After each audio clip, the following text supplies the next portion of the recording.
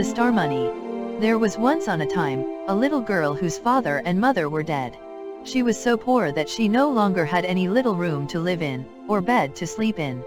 At last, she had nothing else but the clothes she was wearing and a little bit of bread in her hand which some charitable soul had given her. She was, however, good and pious. And as she was thus forsaken by all the world, she went forth into the open country, trusting in the good God. Then a poor man met her, who said, "Ah, give me something to eat, I am so hungry."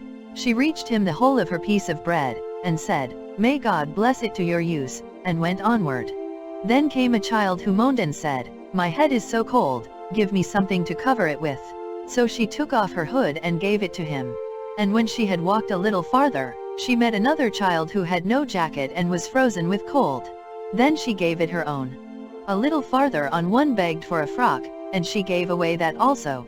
At length, she got into a forest and it had already become dark, and there came yet another child, and asked for a little shirt.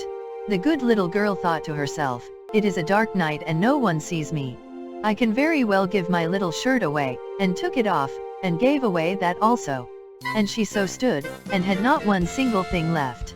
Then suddenly some stars from heaven fell down, and they were nothing else but hard smooth pieces of money. And although she had just given her little shirt away, lo, she had a new one which was of the very finest linen. Then she gathered together the money into this, and was rich all the days of her life.